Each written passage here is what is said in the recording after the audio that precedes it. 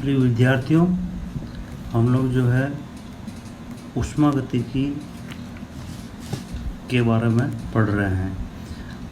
हमने इसका इंट्रोडक्शन देख चुके हैं, परिभाषा वगैरह हम इसके लिए देख चुके हैं कि ऊष्मा के प्रवाह के अध्ययन को ऊष्मागतिकी कहते हैं। इसमें हमने जूल का नियम देखा, ऊष्मा का यांत्रिक तुल्यांक हमने देखा। उसके बाद में जो अनुभव के आधार पर जो मुख्य 4 नियम हैं, शून्य नियम, प्रथम नियम, द्वितीय नियम, तृतीय नियम, इसके बारे में हमने थोड़ी जानकारी ली। उसके बाद में हमने ऊष्मागतिकी की सीमाएं क्या होती है इसके बारे में हमने देखा। और ऊष्मागतिकी कुछ जो पद हैं जो काम में आते हैं, सबसे महत्वपूर्ण है तंत्र या निकाय या सिस्टम। जिसका आपको स्टडी करना है वह उसको हम तंत्र या निकाय कहते हैं। ब्रह्मांड का वो भाग जिसका आपको अध्ययन करना है।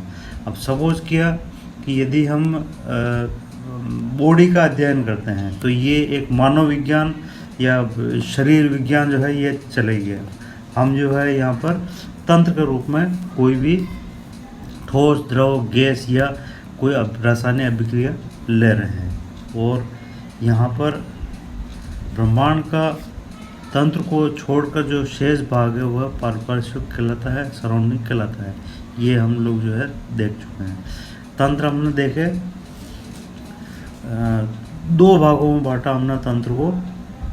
एक तो परिसीमा के आधार पर, तो परिसीमा के आधार पर जो है 3 प्रकार के तंत्र होता है, विलिखित, खुला और बंद तंत्र। इसको हमने चित्र के द्वारा समझाया कि खुले तंत्र के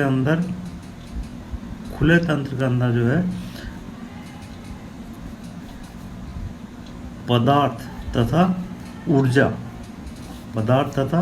ऊर्जा दोनों का तंत्र से परिपार्श्विक में आदान प्रदान होता है। खुला तंत्र में जैसे ये गर्म पानी यहाँ रखा हुआ है तो यहाँ पर वाष्प बाहर जा रही है और इस प्रकार से वाष्प भी बाहर जा रही है और उसके साथ जो है ऊष्मा भी बाहर जा रही है।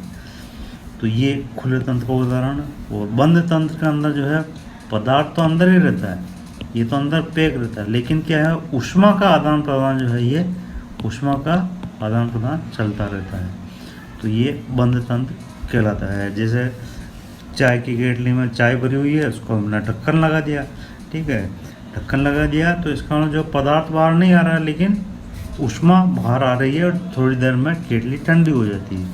और आइसोलेटेड सिस्टम के अंदर न तो पदार्थ और न ऊष्मा का पारिपार्श्विक के द्वारा आदान प्रदान होता है थर्मस के अंदर। और ये तो हमने एक प्रकार का तंत्र। और दूसरे प्रकार का तंत्र जिसके अंदर जो है कंपोनेंट का आधार पर, कंपोनेंट का मतलब उसका जो रासायनिक संगठन क्या है। तो यदि अगर तंत्र में समांगी तंत्र है तो उसको जो है होमोजेनियस सिस्टम है।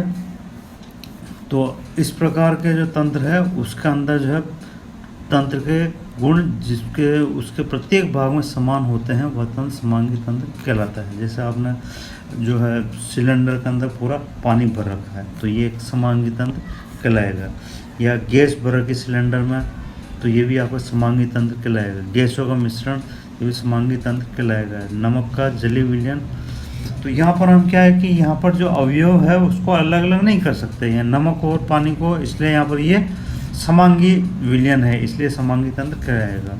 और विषमांगी तंत्र जो है वह तंत्र जिसके अंदर जो है यहाँ पर जो है गुणों को पृथक करने वाली स्पष्ट सीमा रेखा हो, तंत्र विषमांगी तंत्र कहलाता है। अब जैसे यहाँ पर उदाहरण दिए हैं कि ठोसों का मिश्रण, जैसे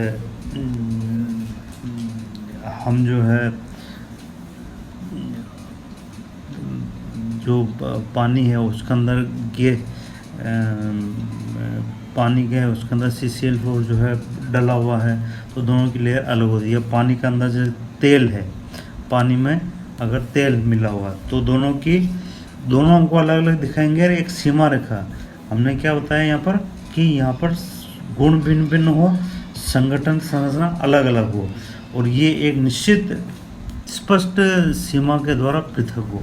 तो तेल और पानी अगर भरा हुआ तो हमको अलग अलग दिखाएंगे। इसी प्रकार से सबसे बेस्ट उदाहरण है बर्फ और पानी का मिश्रण, जिसमें हमको दोनों अलग अलग दिखाई देते हैं। अब यहाँ पर तो ये तो हुआ समांगी तंत्र और विषमांगी तंत्र के बारे में। और जैसा हमने बताया कि तंत्र की अवस्था को निर्धारित करने के लिए हम यहाँ पर जो है अवस्था के चर काम में लेते हैं।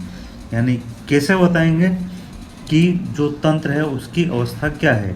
और इसके लिए सामान्यतः जैसा आपको पिछली बार बताया, ताप, दाब, आयतन और संगठन जो है ये चर वेरिएबल कहलाते हैं।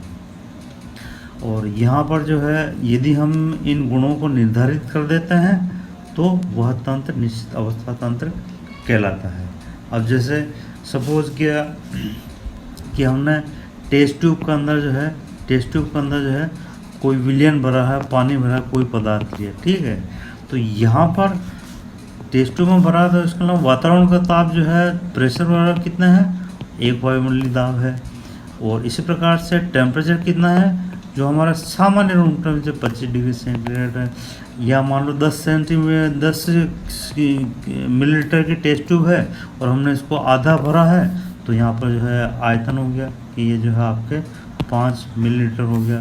तो यहाँ पर क्या कि अब ये जो वेरिएबल है, चर है, वो निर्धारित कर दिए।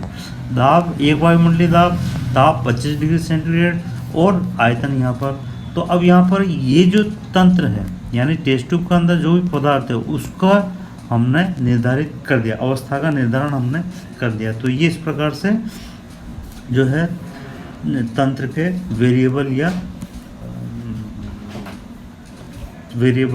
या चर कहलाते हैं, अवस्था के चर कहलाते हैं। और यहाँ पर पिछली बार हमने बताया कि जो 2 चर हैं, कौन कौन से 2 चर, ताप और दाब। यहाँ पर जो है ताप और दाब, जो हम गैस समीकरण लेते हैं PV = NRT, सामान्य गैस समीकरण, आदर्श गैस समीकरण, इसके अंदर दाब और ताप ये दोनों जो है स्वतंत्र चर कहलाते हैं, दोनों स्वतंत्र चर कहलाते हैं। और आयतन और कणों की संख्या है, ये जो है परतंत्र चर कहलाते हैं। तो यहाँ पर जो है आयतन जो है सामान्यतः ये है डिपेंडेंट वेरिएबल कहलाता है, जो दूसरों के ऊपर निर्भर करता है। कई बार यह जो है ये घनत्व में बदल जाता है, कई बार यह सांद्रता में बदल जाता है, ठीक है। तो ये एक तरह से परतंत्र चर है, लेकिन सामान्यतः दाब और ताप दोनों स्वतंत्र चर कहलाते हैं। और इसके बाद में हम बात करते हैं ऊष्मागतिक साम्य की, थर्मोडायनेमिक इक्विलिब्रियम की। और जो परिभाषा है उसके अनुसार साम्य उसको कहेंगे कि जब किसी तंत्र का कोई भी प्रेक्षणिक गुणधर्म या स्थूल गुणों जैसे ताप, दाब आदि में समय के साथ परिवर्तन नहीं होता है तो वह तंत्र ऊष्मागतिक साम्य में होता है। ये मुख्यतः 3 प्रकार के होते हैं। पहला तापीय साम्य। तापीय साम्य का मतलब है कि यदि समय के साथ तंत्र अथवा निकाय के किसी भाग में का ताप नहीं बदले, यदि वह तंत्र में एक भाग से दूसरे भाग में ऊष्मा का प्रवाह न हो, अर्थात संपूर्ण तंत्र एवं सर्वत्र ताप एक समान हो, तो तंत्र तापीय साम्य में कहलाता